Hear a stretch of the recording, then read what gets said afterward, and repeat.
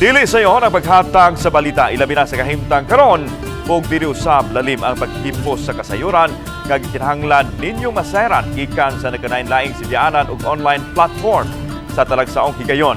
Masaksihan ninyo ang naghiusang tibok kusong sa GMA Integrated News alang sa mas halapad nga misyon apan sa dili pa ato unang lion kung giunsa kini sa paghimo. Ano ang report?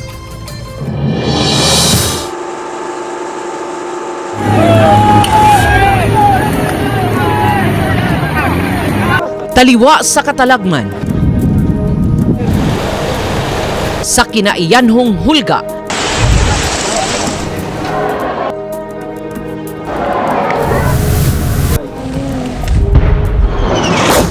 Sa makalilisang nga gubat.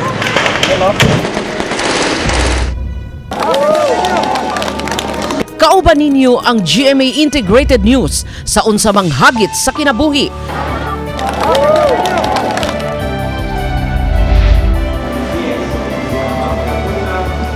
Okay, action!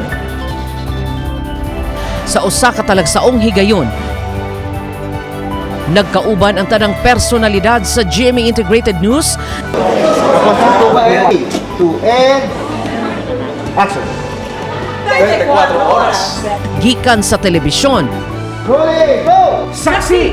One more serious rolling in 3, 2, Radyo. Radyo, DCWB. Online. Steady lang. Rolling in 3. Regional TV. Gikan sa kauluhan. Hangtod na sa tanang suok sa lalawigan. Bisan gani ang nagpaluyo sa kamera ug sa pag-abang sa GMA Post-Production Department ug sa ubang GMA Program Support Department. The reason why it's big and it's kinda hard to mount dahil lahat ng anchors present, lahat ng reporters present.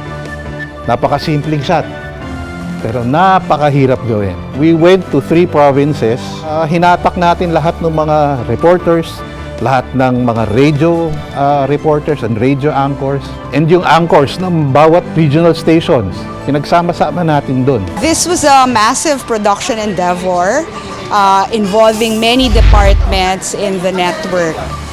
We had to time everything from the logistics to the actual setup and the actual shoot. Lahat yan tinime natin para hindi ma-hamper yung news operations. This was also fun to do kasi ito yung first time after the pandemic na nagkasama-sama lahat ng anchors, lahat ng reporters in one studio. Gikan sa labing gikasaligan ninyong personalidad sa telebisyon, sa padayong pagpalapad sa mga regional stations sa tibok nasod, ingon man usab ang Super Radio DZWB, uban sa atong mga super radio station sa mga probinsya, ug sa mas gipalig-on nga GMA News Online.